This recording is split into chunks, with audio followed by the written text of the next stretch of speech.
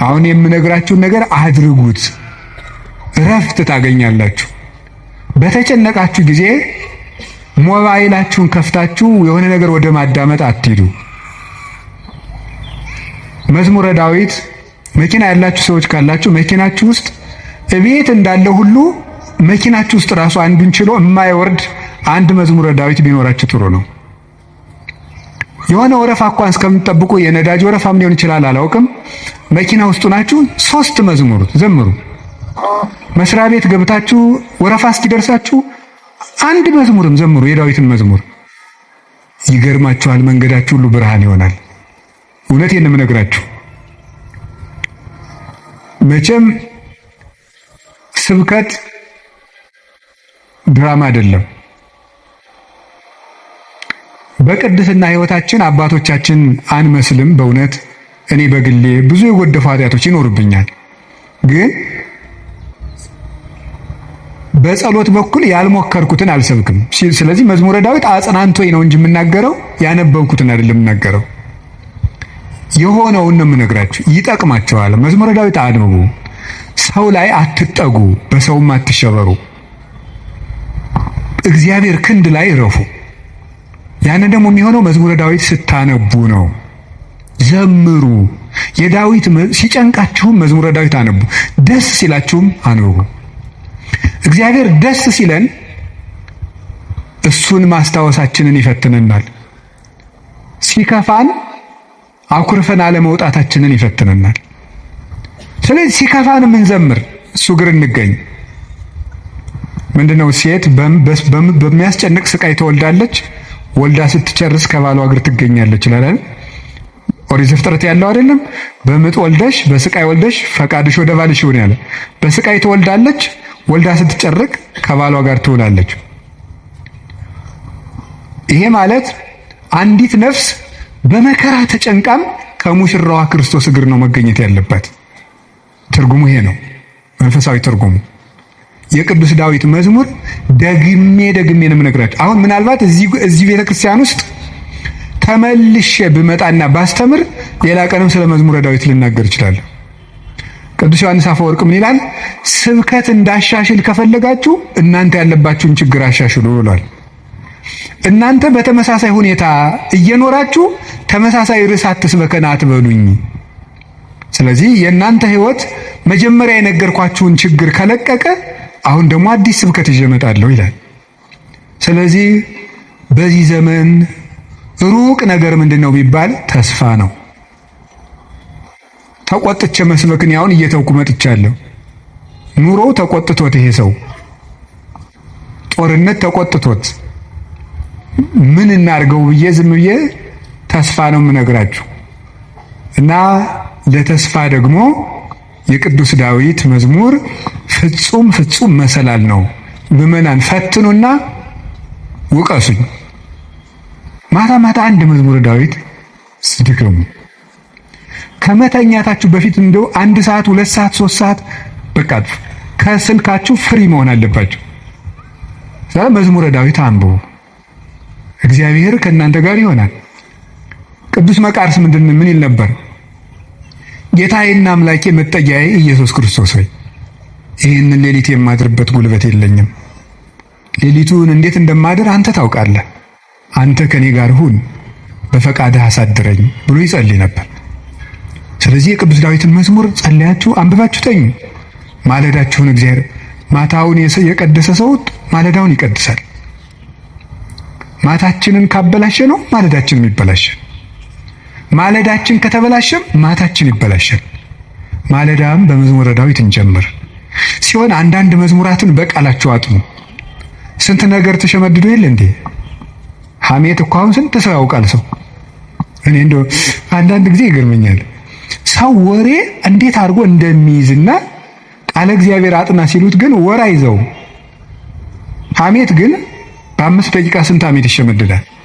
አጥኑ መዝሙረ ዳዊት፣ መጠጊያችሁን እግዚአብሔር አድርጉ። አንድ ሰውዬ ነበር የቅዱስ ዮሐንስ አፈወርቅን ሄዶ እንዲህ አለው፣ መምህር ሆይ ምጽዋት መመጽወት እወዳለሁ፣ ስመመጸውት ደግሞ ስመሰገን ደስ ይለኛል። ስለዚህ ውዳሴ ከንቱ ካለበት ጽድቁ አይጠቅመኝም ማለት ነው። ምጽዋቱን ልተው ትላለህ ወይስ እንዴት ታላድርግ አለው። ተወው አለው። አይ ምጽዋቱን ተወው ካልከኝ ማን ነው ውዳሴ ከንቱን ተወው ካልከኝ ምጽዋቱን ምተዋለሁ አለው። በል እንግዲህ ከነ ውዳሴ ከንቱ መጹት አለው። ምክንያቱም ሰው አዝመራ ዘርቶ ምንም ባይጠብቀው ለእሸት ያህል ጥቂት አያጣም። አንተም ከነ ውዳሴ ከንቱ ስጥ ዝም ብለህ እግዚአብሔር በረዴቱ ዋጋ አይነሳህም አለ። ስለዚህ እገሌ መመስገን ፈልጓል አትበል። ይፈልግ፣ እኛ ምን አገባን? ይፈልግ ማለት የፈለኩት ግን እውነተኛ ረዳት የተባለው በመርዳቱ የማይመካ እግዚአብሔር ነው። በመርዳቱ አይመካም። ገብቷችኋል አይደል? አንዳንድ ሰው ሱሪ ገዝቶ አቀማመጣችሁን ሁሉ ኦዲት ማድረግ ይጀምራል። ሱሪ ከገዛላችሁ አንተ ጭቃ ላይ ለምን ትቀመጥ የሚል ሱሪቱን እያየ ነው እሱ ስለገዛ ሊል ይችላል ነው። እኔ አላየው እንደዛ የሚያደርግ ሰው አይቻል አውቅም። እንደሱ ነው የምታደርገው የሚል ማለት ነው። በይፋ መከራ የሚያለ እውነት የሚመጻደቅ ኧረ እንረጋጋ። በማን ላይ ነው ለዚህ የበቃን? አናውቅህም። ውሃ ቀቅለህ የምታድር አልነበርክም የሚል ሰው አለ። እንደዚህ ጠቅ የሚያደርግ በነገር መርሽ። እግዚአብሔር እንደዚያ በአሽሙር አይወጋም ሰጠው ብሎ እውነተኛ ረዳቴ ነው ያለው እሱ ነው። እግዚአብሔር ሳይሰለች ይረዳል። ሳይሰለች ይረዳል። ሁልጊዜ ነው የሚረዳው። እግዚአብሔር ምንድን ነው የምትሉት? አንኮንዲሽናል ላቭ ነው የምትሉት መሰለኝ አሉ። የእግዚአብሔር ፍቅር ሁኔታ የለውም ማለት ምን ማለት ነው? ጥሩ ሰው በሆንኩ ቀን የረዳኝ እግዚአብሔር በረከስኩ ቀን አይተወኝም። ስለዚህ እግዚአብሔር እውነተኛ ረዳት ነው። ሰው ግን ቀን የጣለለታ ጥሎ ይሄዳል። እግዚአብሔር እውነተኛ ረዳት ነው። ሁሉ ነገር ሲያልቅ ብቻችን ስንቀር አብሮን የሚቆም እሱ ነው። የእግዚአብሔር ቤተሰቦች እግዚአብሔር እውነተኛ ረዳት ነው ማለት እሱ ነው። መርጦ አይረዳም። እግዚአብሔር አሽቃብጡልኝ አይልም። አሁን እኮ በጣም እኔ እንደው አንዳንድ ጊዜ ይገርማል። አሁን ለምሳሌ ለቤተ ክርስቲያን እንኳን ሰው ስራ ለመስራት ትሪትመንት ይፈልጋል። እንዲህ ይባላል እኒህ አቶ ገሌ በእውነቱ ለዚህ ቤተክርስቲያን ዋና ቀኝ እጅ ናቸው ካልተባለ ደስ አይለውም። ይሁን እኔ እንግዲህ የዚህን ደብር አላልኩም፣ ኦል ኦቨር ዘ ወርልድ ነው። ገብታችኋል አይደለም? የዚህን ደብር ማለት ሳይሆን በቃ በአጠቃላይ ሰው ነው። ሰው እኔንም ጨምሮ ማለት ትሪትመንት በቃ ኮሚኒኬሽኗ ካላማረች ወይ አለቃው ወይ ሰባኪው ወይ መምህሩ ገብረ ስላሴ ወለተ ስላሴ መጣችሁልን አልተባለ አይሆን። እግዚአብሔር እንደዚያ አይደለም የሚለው። አሁን ዝም ብለህ መጥተህ እግዚአብሔር ሆይ ሳንል ዝም ብለን እንዲሁ ቆም ብንል ይሰማል፣ ልብን ያዳምጣል እግዚአብሔር። እለተሰምዑ ለሆሳሰ ልብ። ቆይ በኋላ የኔታ ይሉላቸዋል መላከ ገነት። እኔ በዚህ በጩኸቱ ዓለም ስለሌለውበት እሳቸው ይሉልናል። ይሄ መልካ ሕማማትና በጣም ደስ ይለኛል። ስለ ስላሴ የሚነገር ነውና እለተሰምዑ ለሆሳሰ ልብ።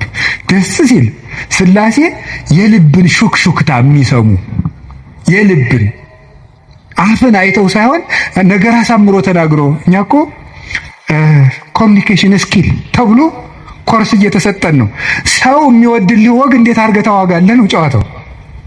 መከራ አድርገህ ማዳመጥ አንዱ ስኪል ነው ምናምን። የሰዎችን ጥቅም አስቀድም፣ ምንትስ እንደዚህ በል፣ የቃላት ምርጫ ይኑርህ።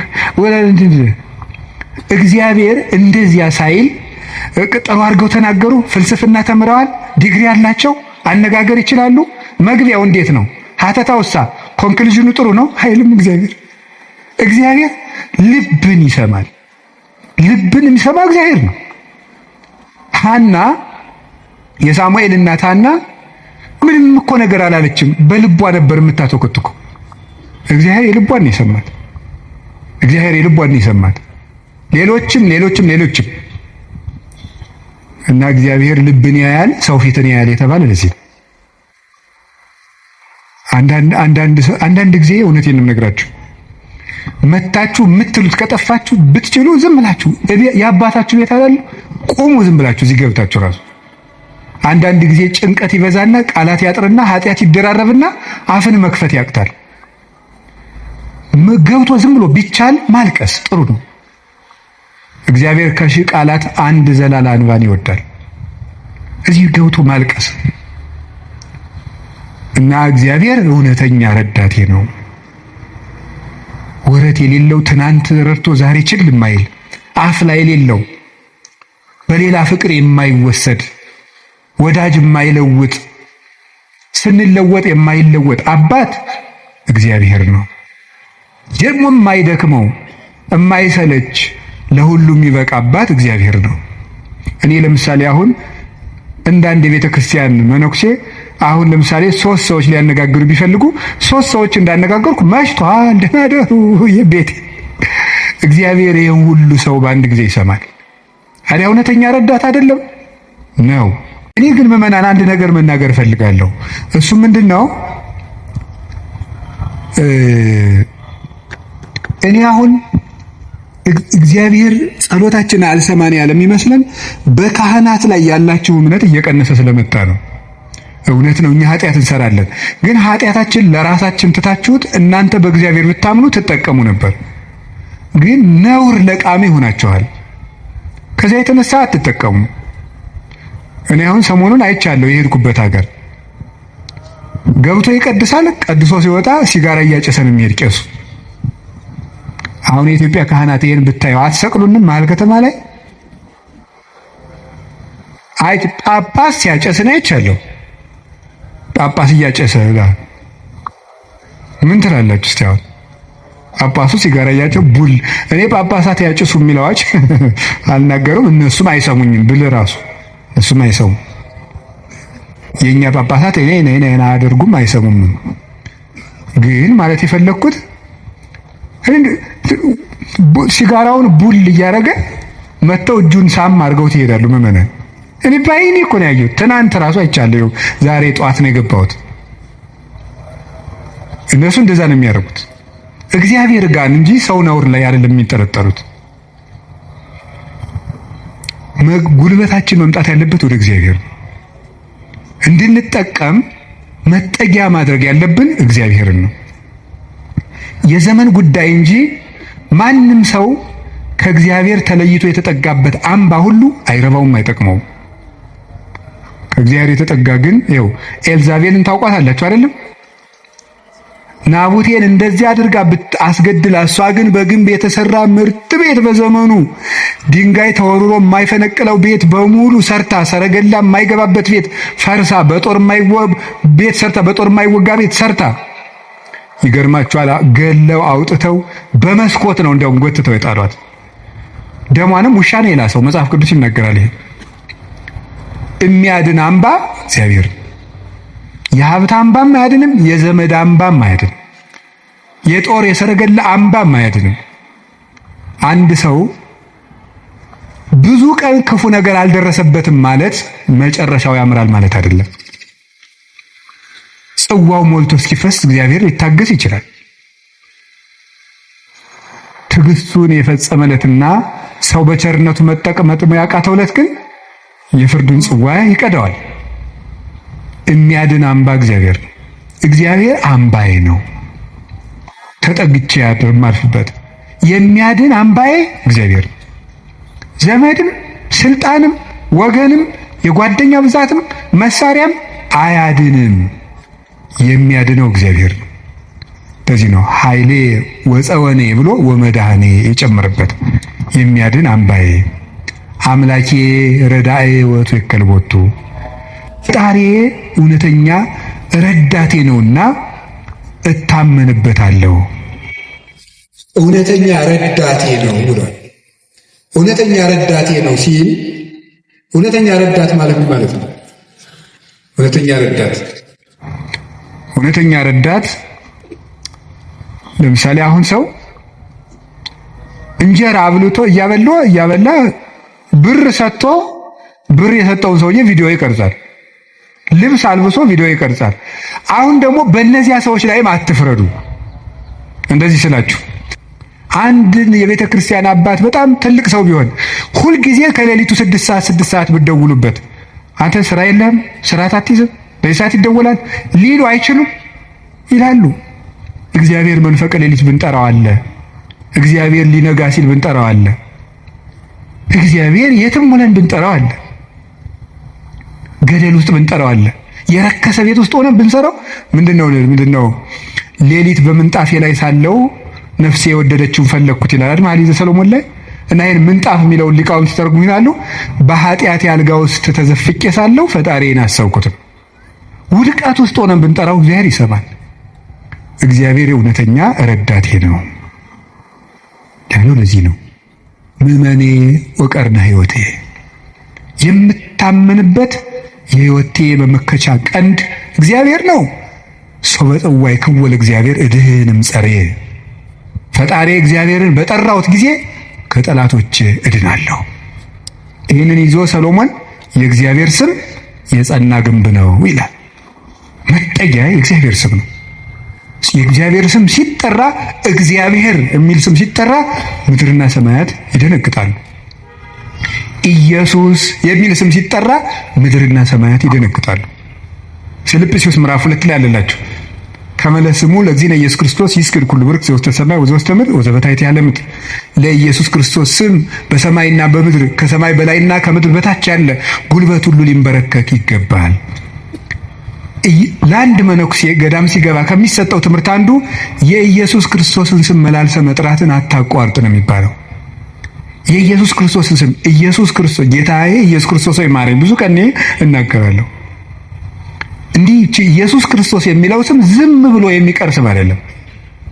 ዲያብሎስ የሚፈራው ኢየሱስ የሚለውን ገና ሳይጨርሰው ቅዱስ እንጦንስ ነበር የከበቡት አጋንንት የተበተኑት። በገድለ ቅዱስ እንጦንስ እንደተጻፈ ክርስቶስ ኢየሱስ አማኑኤል እግዚአብሔር ብሎ መጥራት ዝም ብሎ አይደለም። በፍቅር ጥሩት፣ ጉልበት ይሆናቸዋል። ስለዚህ ጉልበቴ ሆይ እወድሃለሁ ያለው ከዚህ የተነሳ ነው። የእግዚአብሔርን ስም በጠራሁት ጊዜ ከጠላቶቼ እድናለሁ። ፈሪ አትሁኑ፣ ጠንቋይ አትሁኑ። ውሸታም ነው ጠንቋይ፣ አትፍሩ። ምናልባት እደግምባችኋለሁ ምናምን ቢል ምንም አትፍሩ። አሁን ይሄ ድሮማ ምን ያደርገ ይሄ ጠንቋዩ ሁሉ ጨው በቂጣ ቅቤና በርበሬ አንድ ላይ ሆኖ በገጠር በነገራችሁ ላይ ጨው የሚባል በርበሬ ነው እና በጣም ይገርማል። እና በጨው እንጀራ በላው ካልክ ሳልት አይደለም እንትን ነው በርበሬ ነው። እና በጨውና በቅቤ ተቀብቶ ቂጣ ያንን ያዞሩና አጋንንቱ ምናምን ብለው ደጋሞ ቱቱቱቱ ብለው መንገድ ላይ በቃ እያማተበ መብላት ቄስ ተማሪ ተመስገን ይላል። በስመ አብ ወወልድ ወመንፈስ ቅዱስ ግጥም አድርጎ ነው። አረ የሰይጣን እንጀራ የለውም። ማን አባቱ ነው ለሰይጣን እንጀራ የሰጠው? ይክርፋታም ድሃ ምንም የለውም። ማምላክ ሰይጣን ደግሞ የት አባቱ ነው እንጀራ ያለው? ደግሞ እሱ መቼ ቆፈረውን መቼ የፈጠረውን እንጀራ ነው። እንጀራን ለሰይጣን አትስጡ። ለምንም አትስጡ። አትደንግጡ። በእስራኤል ላይ ጥንቆላ በያዕቆብ ላይ ሟርት አይሰራም አይደለም ነው የእግዚአብሔር መጽሐፍ እንደዚህ ነው። የእግዚአብሔር ስም የጸና ግንብ ነው። እኔ ሁልጊዜ እናገራለሁ፣ የካህናት ስልጠና ስሰጥም እናገራለሁ። ምናልባት ድግምት የሚችል ሰው ካለ ጀግና ለዋለው ይድገምብኝ ብያውቃለሁ። አሁንም ይቻላል። እንደ ወንድ የሆነ ጀግና በዓለም አለ የተባለ ጠንቋይ ይድገምብኝ ብያውቃለሁ። ይኸው አሁንም የምትሰሙ ካላችሁ ድገሙብኝ። እኔ በጌታችን በመድኃኒታችን በኢየሱስ ክርስቶስ ስም ፍጹም አምናለሁ። ምግባሬ ከሰው ድሃ ሊሆን ይችላል። በክርስቶስ ስም ግን ቀልድ የለም። ስሙን በስመ አብ ወወልድ ወመንፈስ ቅዱስ በጠራሁት ጊዜ ውዬ ባድር አንዳች እንደማይዞረኝ አምናለሁ።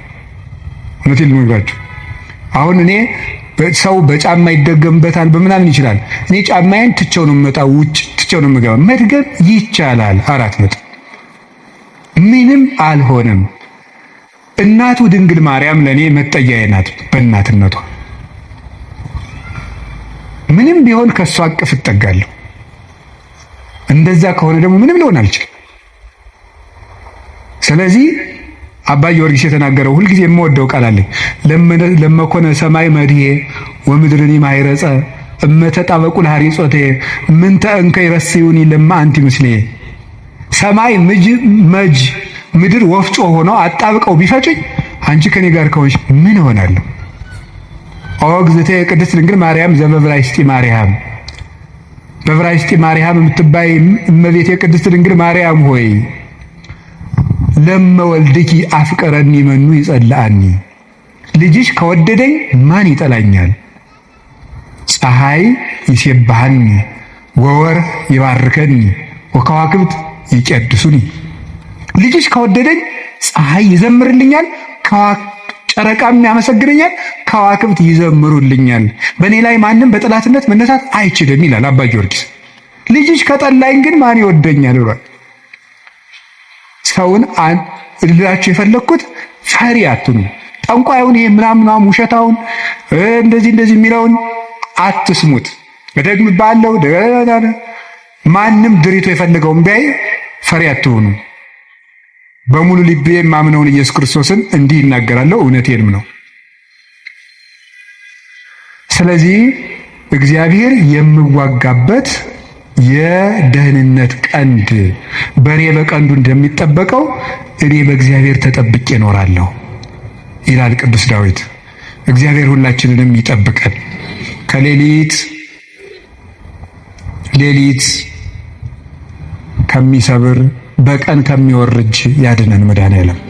ሁላችን በሰላም ወጥተን እንድንገባ ይፍቀድልን። ወጣት ሆኖ እንደሚጾም እንደሚጸልይ እንደሚሰግድ ለመናገር የሚያፍራል። ጓደኞቹ ኋላ ቀር እንዳይሉት፣ ሃይማኖተኛ እንዳይሉት።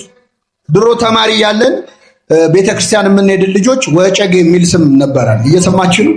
ምን የሚል ወጨጌ? የፓትርያርኩ ስም ላይ ያለ አይደለ? ወጨጌ ዘመንበረ ተክለ ሃይማኖት እና ወጨጌ ነው ገሌ ይባል ነበር። እና ያን ፍራቻ ብዙ ሰው ወደ ቤተክርስቲያን መምጣት ይፈራል። መንፈሳዊ ሆኖ መታየት ይፈራል። ክርስቶስን መምሰል የሚያሳፍርበት ጊዜ ነበረ። እንደዚህ አይነት እፍረት ያለብንን ሰዎች እግዚአብሔር በቸርነቱ ይርዳል። አንዳንድ ሰዎች ስልጣን ላይ ያሉ ሰዎች ወደ እግዚአብሔር ቤት ሲመጡ ይፈራሉ። ተደብቀው ተሸፍነው ኮፍያ አድርገው መነጽር አድርገው ማስክ አድርገው የሚመጡ ሰዎች አሉ። ለምን? አይ ለስልጣኔ ጥሩ አይደለም፣ እዚህ ቦታ ላይ ከታየው ለኔ ጥሩ አይደለም፣ የሚያበላሽብኝ ነገር አለ የሚለዋል። አንዳንድ ሰዎች ንግድ ያላቸው ሀብት ያላቸው ሰዎች እንዲህ ያለ የቤተ ክርስቲያን አገልግሎት እንዲህ ያለ ጉባኤ አግዙ እርዱ ሲባሉ ገንዘብ እንሰጣለን ግን መነካካት አንፈልግም የሚሉ ሰዎች አሉ። ስራችንን ያበላሽብናል፣ ሃይማኖተኛ መስሎ መታየት አንፈልግም የሚሉ ሰዎች አሉ። በክርስቶስ የሚያፍሩ አሉ። ዕውቀት ያላቸው የተማሩ ሰዎች በዲግሪ ላይ ዲግሪ በፒኤችዲ ላይ ፒኤችዲ የደራረቡ ሰዎች እዚህ መጥቶ እግዚአብሔር እግር ስር ቁጭ ለማለት ትትና የሚጎላቸው ሰዎች አሉ። አረ ምንም ፒኤችዲ የማያስፈልገው እኛ ራሳችን እኮ በክርስቶስ እናፍራለን። አናፍረው? አንዳንዴ እኮ ለመሳለም የሚያፍር ወጣት አለ እዚህ ማለት ሰው ሳያየው ግራ ቀኝ አይቶ ቢሳለማል። መስቀል ለመሳለም ሄዶ ካህን ፊት መስቀል ለመሳለም የሚያፍር አለኛማ። ጸሎት አድርጎ ምግብ ለመብላት የምትሰሩበት ቦታ ምንሰራበት ቦታ ምናፍር ሰዎች አለ። ግራ ቀኝ አይቶ የሚያማትባል። አሁን እግዚአብሔር በእኛ ሳያፍር እኛ በእግዚአብሔር ማፈር ነበረው? ምናሳፍረው እኮ እኛ ነው። ለማማተብ የሚያፍር አለ። ማተብ አስሮ ለመታየት ነጠላ ለብሶ ለመሄድ አሁን ወደዚህ ሲመጣ ከቢሮ ከሚሰራበት ቦታ ወይ ከትምህርት ቤት የት ነው የምትሄጂው የት ነው የምትሄደው ሲባል እዚህ ደርሼ መጣሁ የሚሉ ሰዎች አሉ። ነጠላቸውን አጣጥፎ ቦርሳ ውስጥ የሚደብቁ። በሌሊት መምጣት ወደ እግዚአብሔር ትልቅ በረከት አለው። ከፈቃዴ እሰዋልሃለሁ ይላል ነቢየ እግዚአብሔር ዳዊት። ከምን እሰዋልሃለሁ? ዘእምፈቃደ ከፈቃዴ እሰዋልሃለሁ። ሰው ቢተኛ ደስ ይለዋል። እንቅልፉን ትቶ እግዚአብሔር ፊት እንደመቆም ያለ ታላቅ ነገር የለም። ከነዋ ማሐኬት ነቅተን ከኃጢአት እንቅልፍ ነቅተን እግዚአብሔር ፊት መቆም ትልቅ ጸጋ ትልቅ በረከት አለ። ግን በሌሊት ማለት ማታ ብቻ አይደለም ምዕመናን። አንዳንዴ በህይወታችን ቀኑ ሌሊት የሚሆንብን ጊዜ የለም አለ እኮ። ዙሪያው ገደል የሚሆንብን የሚጨልምብን ተስፋ የምንቆርጥበት ሰዓት አለ አይደለም? ስለዚህ በጨለመብን ሰዓት ዙሪያው ገደል በሆነብን ሰዓት መምጣት ያለብን ወደ ማን ነው? ወደ ክርስቶስ ነው። በሌሊት ወደ ኢየሱስ መጥቶ ነበር ይላል። አምላካችን በሌሊት አምላካችን በጭንቀት ሰዓት ወደሱ የምንመጣበትን ኃይል ብርታት በቸርነቱ ያድለን። አንዳንድ ሰው ሲጨልምበት ራሱን ያጠፋል፣ ሲጨልምበት ራሱን ይገላል፣ ሲጨልምበት ተስፋ ይቆርጣል። ግን መምጣት ያለብን ወደ ማን ነው? ወደ ክርስቶስ ነው። ወደ ክርስቶስ ከመጣህ ሌሊቱ ቀን ይሆናል። እስመ ጽልመትኒ ይጸልም በኀቤከ ጨለማን ባንተ ዘንድ አይጨልምም ይላል። ክርስቶስ ያለበት ጨለማ ቀን ነው። እሱ ያለበት ጨለማ ብርሃን ነው። እሱ ራሱ ብርሃን ስለሆነ ማለት ነው። የጨለመብን ሰዎች በጨለማችን ልክ ብርሃን እንዲሆን ከፈለግን በአምጣነ ጽልመታ ከማሁ ብርሃና ይላል ነቢየ እግዚአብሔር ዳዊት። በጨለማዋ ልክ ብርሃኗም እንዲሁ ነው ይላል። እግዚአብሔር በጨለመብን ልክ ሊያበራልን የሚቻለው አምላክ ነው። ሕይወታችን ለጨለመብን ሰዎች ብርሃናዊ ኢየሱስ ክርስቶስ በቸርነቱ ያብራልን። እግዚአብሔር ዕውቀት አንሶን ስንጠይቅ ይመልስልናል። እምነት አንሶን ስንጠይቅ ግን ይገስጸናል። አሁንም በቤታችን የጠየቀችው ከዕውቀት ነው። ወንድ ስለማላውቅ ይህ እንዴት ይሆናል አለች። እንዴት ያለ ወንድ እንዴት ይወለዳል? ትክክለኛ ጥያቄ ነው። መንፈስ ቅዱስ ይጸልልሻል፣ የልዑል ኃይልም ያድርብሻል ስትባል እንደ ቃል ይደረግልኝ ብላ ተቀበለች። ኒቆዲሞስ ግን ክርክር ነው የያዘው። ለዚህ ነው እመቤታችንን እንደ ዘካርያስ ሳትጠራጠሪ እንደ ኒቆዲሞስ ሳትከራከሪ ያመንሽ ብፅዕት ነሽ እንላታለን። ሰው መገሰጽ ከፈለጋችሁ መጀመሪያ ማክበር ያስፈልጋል። አያስፈልግም? እርሱ አሁን ትልቅ ሰው አይደሉ እንዴ? አንቺ ስንት ነገር የምታውቂ ልጅ አይደለሽ እንዴ ብላችሁ ብትቆጡ ሰው ይሰማቸዋል። እኛ ችግራችን በስድብ ነው የምንጀምረው። አንተ እኮ አይገባም ብለህ ጀምረህ እንዴት ይሰማል? ዓለም ልሞ መገሰጽ ማለት ንግግሩ አይደለም። ንግግራችሁ በጨው እንደተቀመመ ይሁን ይላል ክርስቶስ። በምን እንደተቀመመ? እኔ አንድ ቀላል ጥያቄ ልጠይቃችሁ፣ ወንዶቹን መልሱልኝ። አንድ ሰው መጥቶ አንተ ውሻ ከሚላችሁና የኔ ውሻ ከሚላችሁ እስቲ መልሱልኝ። ሁለቱም እኮ ውሻ ነው አይደለም? አንተ ውሻ ሲላችሁ ደስ ይላችኋል? ትናደዳላችሁ። የኔ ውሻ ሲልስ ትሽኮረመማላችሁ። ግን ውሻ እኮ ነው ሁለቱም። በፍቅር ሲነገር ግን ውሻ ራሱ መባል ፍቅር ነው። ሰው ፀጉሩን ያካል የኔ ውሻ ሲባል ይቅለሰለሳል። እህቶቻችን አሁን ጫማ ሰሪ ቤት ሄዳችሁ ጫማ ቤት ሄዳችሁ ጫማ ሰሪው ጫማው ጠቦሻል ከሚልሽና እግርሽ ትልቅ ነው ከሚልሽ እስቲ መልሱልኝ። ቆይ ጫማው የጠበበሽ ምን ስለሆነ ነው? አቤት እግር ትልቅ ስለሆነ ነው ጫማ የሚጠባው። ግን ጫማው ጠቦሻል ካለ እውነትህን ነው ጠቦኛል ትያለሽ። እግርሽ ትልቅ ነው ካለ ግን የሰው የሥነ ስርዓት የለውም። ይሳደባል እንዴ ነው የምንለው። ግን እውነት እኮ ነው። እግር ከተለቀ ነው ጫማ የሚጠባው። ንግግር እንዲሰማም እንዳይሰማም የሚያደርገው አነጋገራችን። እኛ የሰው ጆሮ ቆርጠን ነው ንግግር የምንጀምረው። ተሳድበን ነው። የክርስቶስ ትምህርት እኮ ሁሉን ያስረሳል። እንኳን የክርስቶስን የእኛን ኃጢአተኞቹን ትምህርት ቁጭ ብላችሁ እየሰማችኋል። የክርስቶስ ትምህርት እኮ የጌታ ትምህርት ከራሱ ከጌታ ማለት የእግዚአብሔርን ቃል ከእግዚአብሔር መማር የራሱ ቃል ነው። መለኮታዊ ቃል ነው። ብፁዕ ቅዱስ አቡነ ሽኖዳ ምን ይላሉ? ምነው ዓለምን ዛሬ ያጥለቀለቀው የድምፅ መቅረጫ ምነው የዛኔ በኖረ ኖሮና የጌታን ድምፁን ተቀርጾ በሰማነው ነበር። ድምፁን ብንሰማው ደስ አይላችሁ ምዕመናን? አምላካችን ድምፁን ያሰማል። የእሱ ድምፅ እኮ ሐዘንን ያርቃል፣ ይነቅላል፣ ነፍስን ሰላም ይሰጣል፣ ያረጋጋል፣ ንጹህ ያደርጋል። ከሰማችሁት ቃል የተነሳ ንጹሐን ናችሁ ይላል። የክርስቶስ ትምህርት ንጹህ ያደርጋል። ቃለ እግዚአብሔር ቃል ንጹህ ይላል። የእግዚአብሔር ቃል ንጹህ ነው። ራሱ እግዚአብሔር ሲናገረው ደግሞ የበለጠ ይነጻል። እሱ የታመመውን ዳን ሲለው ይድናል፣ የሞተውን ተነስ ሲለው ይወጣል። ድምፁን ብንሰማ እኮ የሞተ ማንነታችን ይፈወስ ነበር። አምላካችን ድምፁን ያሰማል። ይኸውላችሁ ምዕመናን፣ እንደው መልስ መስጠት ቢያቅታችሁ ስብሰባ መበተን ያቅታችኋል። አንዳንዴ አሁን የምትሰሩበት መስሪያ ቤት ሰዎች ስለ ቤተ ክርስቲያን የማይሆን ነገር አይናገሩ። ስለ ተዋህዶ ሃይማኖት፣ ስለ እመቤታችን፣ ስለ ቤተ ክርስቲያን፣ ስለ ክርስቶስ የማይሆን ቃል ይናገራሉ። ሲናገሩ ከቻላችሁ ደፍራችሁ መልስ ስጡ። መልስ መስጠት ካቃታችሁ ግን ቢያንስ ስብሰባውን መበተን አያቅታችሁ። እንዴ ይሄ የሥራ ቦታ እኮ ነው ማለት አይቻልም? የድርጅቱ ደንብ አይፈቅድም ማለት አትችሉም?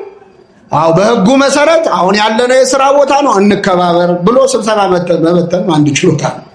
ጌታችን መድኃኒታችን ኢየሱስ ክርስቶስ በተሰቀለ በ3 ሰዓት ነው የሞተው። በስንት ሰዓት? በነገራችን ላይ በታሪክ መስቀል ላይ ተሰቅሎ በ3 ሰዓት የሞተ ሰው የለም። መስቀል ላይ የሚሰቀሉ ሰዎች እስከ 5-6 ቀን ሁሉ ይቆያሉ፣ አልሞት ይላሉ። እና እንዲሞቱ የተፈለገው ያን ቀን ሰንበት ስለነበር አጽማቸውን መቅበር ስለማይቻል መጡና በግራና በቀኝ የተሰቀሉትን ወንበዴዎች እግራቸውን ሰበሯቸው። እግር የሰበሩን ለምንድን ነው? መስቀል ላይ የተሰቀሉ ሰዎች በእግራቸው ከፍ ብለው ነው የሚተነፍሱት። እግራቸው ከተሰበረ መተንፈስ አይችሉም፣ ይሞታል። ክርስቶስን ግን ሲያዩት ወዲያውኑ ሞተው ነበር በ3 ሰዓት። ለምንድን ነው ክርስቶስ ወዲያው የሞተው? ከዛ በፊት 6666 ጊዜ ምን ብሏል? ተገርፏል። አጥንቱ እስከሚታይ ተገርፏል። በሾለ የአይሁድ መግረፊያ እኮ የሮማውያን መግረፊያ አጥንት የሾለ አጥንት አለው፣ እሾህ አለው፣ ብረት አለው፣ የብረት ቁርጥራጮች አሉ። እላዩ ላይ ሲያርፍ ስጋውን እየነጨ ነው የሚነሳ። አንዳንዴ ሲገርፉት ስጋውን ይነጭና በጣም ብዙ ስጋ መግረፊያው ላይ ስለሚኖር መጀመሪያ መግረፊያውን አራግፈው ነው ድጋሚ የሚገርፉት። አምላካችን እንደዛ ተገርፎ በዛ ላይ ስቃዩን ለመቀነስ እንኳን አልፈለገም። አይሁድ ማነው ሮማውያን ሰው ሲቸነክሩ ሚስማር ከመቸንከራቸው በፊት መቼስ ትንሽ ሰብአዊነት ስላላቸው ሰውየው በጣም እንዳያመው ወይን ጠጅ ያጠጡታል፣ እንዲሰክር ማለት ነው። ከሰከረ ህመሙ ትንሽ ምን አይለው አይሰማውም። ክርስቶስ ሊያጠጡ ሲል ወይን ተፋው ነው የሚለው። ስለኛ የሚቀበለውን መከራ መቀነስ አይፈልግም። እያንዳንዱን ህመም መታመን ፈልጓል ለኛ። ስለዚህ ተፋው። ሐሞት ነው የጠጣው እንጂ ወይኑን ግን ተፋው ነው የሚለው። ወይነ ዘያስቆዝዝ ይላል። የሚያደነዝዝ ወይን አልፈልግም፣ ተፋው። ስለዚህ ክርስቶስ በዛ ሁሉ ስቃይ ላይ ሆኖ በ3 ሰዓቱ ሞተ። ክርስቶስ በተሰቀለ ሰዓት ሐዋርያቱ በዛ አልነበሩ ከዮሐንስ በስተቀር። አንደኛው ሐዋርያ በ30 ብር ሸጠው፣ ሌላኛው 3 ጊዜ ካደው፣ ሌሎቹ እግሬ አውጪኝ ብለው ጠፉ። ዘመድ አልነበረውም ክርስቶስ። ዓርብ ዕለት ባለቅኔው ምን አሉ? አልቦ ዘመድ ጊዜ ተዋርዶ ወይ ከውን ባይደ ጊዜ ተዋርዶ ዘመድ። በመዋረድ ቀን በሉ እስኪ ዘመድ የለም። አዎ በክፉ ቀን ዘመድ አለ። የደስታ ቀን የሚያጅቡን ሰዎች ባለን ጊዜ አይዞ የሚሉን። ክርስቶስ አሳና እንጀራ ባበረከተ ጊዜ እኮ ዘመዱ ብዙ ነበር አይደል? ያን አሳና እንጀራ እየበሉ እንደውም ጭራሽ ሲጠፋባቸው መምህር ወይ የት ሄደህ ጠፋ እያሉ እኮ ሲፈልጉት ዋሉ ይላል ዮሐንስ ወንጌል ምዕራፍ 6 ላይ። መምህር ወይ የታደርክ ሲሉት ነበር። የጠገቡ ቀን ሁሉም ወዳጆቹ ናቸው። አሳና እንጀራ ሲያበራ ፊቱ እንደ ፀሐይ ሲያበራ በታቦር ተራራ ላይ ጴጥሮስ፣ ዮሐንስ፣ ያዕቆብ በዚህ መሆን ለኛ መልካም ነው ሲሉ ነበር። በቀራንዮ ግን በዚህ መሆን ለኛ መልካም ነው አላሉ። እግሬ አውጪኝ ብለው ጠፉ። ብቻውን ነበር ክርስቶስ፣ ዘመድ አልነበረውም። ሁላችሁ ብቻዬን የምትተውኝ ሰዓት ይመጣል ብሎ ነግሯቸው ነው። በጭንቀት ሰዓት ክርስቶስ ብቻውን ነበረ። አሁን እዚህ መሃል እኔ ንስሐ አባቴ ገላምጡኛል፣ በደንብ አይንከባከቡኝም፣ እኔ እሳቸውን መለማመጥ ሰለቸኝ ብሎ ከስጋው ደሙ የሚርቅ ሰው አለ።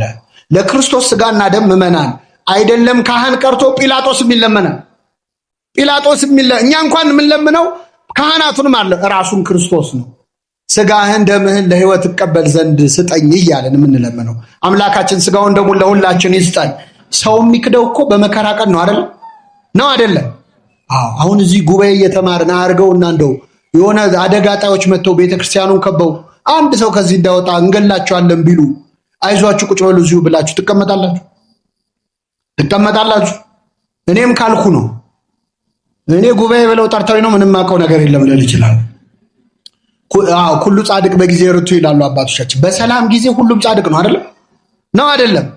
እንግዳ ባይኖር ሁሉም ሴት፣ ዝናብ ባይኖር ሁሉም ቤት ይባላል። ሁሉም ቤት እኮ ዝናብ ከሌለ ያፈሳል። ማፍሰሱ የሚታወቀው መቼ ነው? ሁሉም ሴት እንግዳ ካልመጣ እኮ ባለሙያ ነች አይደለም? እንግዳ ሲመጣ ነው ጉዱ የሚወጣው። መከራ ሲመጣ ነው ክርስትና እኮ የሚታወቀው። አልክድም ያሉ ክደዋል እኮ። አልክድም ጌታ ወይ ያሉ ክደዋል። አላውቅም ብለዋል። ወአዲ ኢትአውቀ ለነ ከመ ምንተ ንከውን። ወንድሞች ሆይ ዛሬ የእግዚአብሔር ልጆች ነን፣ ነገ ምን እንደምንሆን ገና አልተገለጠም። ቆመን በመሰከርንበት እንክደው ይሆን? የሚያውቀው ማን ነው? እግዚአብሔር። ድሃውን ካለበሳችሁ ማን እንዳለበሳችሁ ነው? ክርስቶስ። ቅዱስ ኤፍሬም ሶርያዊ በሶርያ ከተማ በሌሊት ይወጣና ከተማዩን እየዞረ የሞተ ድሃ ካለ ይፈልጋል። ሬሳ ሲያገኝ ይገንዘውና ሲመለስ ዛሬ ክርስቶስን ገነዝኩት ይላል። ዛሬ ጌታዬን አለበስኩት። ለነዳያን ካረግነው ለማን እንዳረግነው ነው የሚቆጠረው? ለክርስቶስ እንዳረግነው ነው የሚቆጠረው። አሁን እኛ በር ላይ ጥለን መተን እኮ ነዳያን እየለመኑን ገብተን ቤተክርስቲያን ውስጥ ጧፍ እናበራለን፣ ሻማ እናበራለን። ድሃውን ረግጠ ገብተ መቅደስ ገብተ ሻማ ብታበራ የድሃው እንባ ያበራኸውን ሻማ ያጠፋዋል። ድሃውን ረግጠ ከሄድክ ክርስቶስ በድሃ ውስጥ አለ የለም? አዎ አባ ቢሾይ የተባለ አባት ያደረገውን ልንገራችሁ። አባ ቢሾይ የመጣ የሄደውን ሰው እግር ያጠብ ነበር። ስራው በቃ እግር ማጠብ። ከኔ ጋር ናችሁ ምዕመናን? ጉድጓድ አለችው። እኔ እግዚአብሔር ፈቅዶልኝ ተሳልም ያለው እናንተንም ለመሳለም ያብቃችሁ። ያቺ ጉድጓድ አለች አሁንም ግብጽ ውስጥ እና ጉድጓድ ውስጥ ያጥባል። አጥቦ ሲጨርስ የእንግዳውን እግር ይስማል አይደል? አሁን ቀረ እንጂ እኮ ድሮ ባህላችን እንደዚህ ነው። እግር ይታጠባል፣ ከዛ ምን ይላል? ይሳማል። ከዛ አንድ ቀን እግር አጥቦ የሚስመው ቢሾይ አንድ ቀን እግር አጠበና የሆነን ሰውዬ እግሩን ሳመው። ከኔ ጋር ናቸው? እግሩን ሲስመው እግሩ ላይ በሚስማር የተበሳ ነገር አየ። እግሩ ተቸንክሯል። ማን ነው ማለት ነው? ቀና ብሎ ሲያየው ክርስቶስ ነው። ከዛ ሰገደለት፣ ክርስቶስ ተሰወረ። ስለዚህ ያን ቀን እግሩን ያጠበው የማንን እግር ነው? ደስ አለው። የክርስቶስን እግር እጣቢ ብታገኙ ምን ታረጉታላችሁ? በቃ ጠጣዋለሁ ብሎ ሊጠጣ ጀመረ። ከዛ ደቀ መዝሙሩ ሲመጣ እግር እጣቢ እየጠጣ ዘገነ ነው። ጭራሽ ብለብለ እግር እጣቢ መጠጣት ጀመርካ እና ጠጣ አለው። ኧረ ዞር በል ላንተም ቀፎኛል። ተው ጠጣ። በሶስተኛው እምቢ ሲለው ጌታዬን አጠብኩት የእሱን እግር እጣቢ ነው አለው። ኧረ አምጣው ልጠጣ ሲል እጣቢው በኖ ተኖ ጠፋ። ከዛ መነኮሳቱ ሰሙ። እንዲህ አባ ቢሾይ እግር አጠበ ክርስቶስን ለእኛ የሚገለጥልን ብለው መጥተው ተሰብስበው ነገሩት። ቅዱሳን የዋህ ናቸው፣ ምቀኝነት የለባቸውም። ደረቱን እየደቃ ለእኔ ለኃጢአተኛው ታይተ ለእነዚህ ለመነኮሳት ለምንድን ነው የማትታያቸው? ጌታ ሆይ ተገለጽ አለ። ጌታችን ተገለጸና እሁድ ጠዋት ተራራ ጫፍ ላይ ወጥተው ይጠብቁኝ ይገለጽላቸዋለሁ። ታጥነው ተዘጋጅተው በጠዋት ተነስተው እሁድ ከቅዳሴ መልስ ተራራ መውጣት ጀመሩ። ማንን ሊያዩ? ክርስቶስ። ከዛ እየወጡ እያለ አንድ ነዳይ ቁስል በቁስል የሆነ ድሃ እባካችሁ እኔም ከፈወሰኝ ጌታ የለው ይዛችሁኝ ውጡ አለ። ኧረ ተው ይህን ተራራ እኛ ራሳችንን መውጣት ከብዶናል፣ ጭራሽ አንተን ተሸክመንም አይሆንም፣ ዞር በላሉ። አባ ቢሾይ ሲያየው ይህ ድውይ ያለቀሰ ነው፣ ጌታ ቢያገኘው ይፈውሰዋል አለና ና በቃ ብሎ በትከሻው አዘለው ማለት እንኮኮ አድርጎ ይዞ ተራራውን መውጣት ጀመረ። ከኔ ጋር ናችሁ? ሲወጣ የሰውየው ክብደት እየጨመረ መጣ። ሲወጣ አሁንም ክብደቱ እንደ ሰውዬ ኪሎ እየጨመረ ነው እንደሚመጣው ብሎ ቀና ብሎ ሲያየው ክርስቶስ ራሱ። ሰማይና ምድር የማይሸከመውን እኔ እንዴት እሸከማለሁ አለው። ክርስቶስ ባርኮት ሄደ። እነዛ ሰዎች ውሰዱኝ ሲላቸው ጥለው የሄዱት ማንን ነበረ? ክርስቶስን ነበር። ክርስቶስን ከፈለጋችሁ ቤተክርስቲያን በር ላይ ካሉት ነዳያን አንዱ ሆኖ ታገኙታላችሁ። እሱን ረግጠን ወጥተን ነው እዚህ ማረን የምንለው። ለዚህ ነው ቅዱስ ዮሐንስ አፈወርቅ መቅደሱን በእንቁ በጌጥ በወርቅ ታስጌጣላችሁ፣ ክርስቶስ ግን እርቃኑን ሆኖ አይታችሁ ረግጣችሁ ታልፋላችሁ። ድሃው ሲለምን ጥለው ስታልፍ ክርስቶስንም አንተ ስትለምነው አልፎ እንደሚሄድ እወቅ ይላል።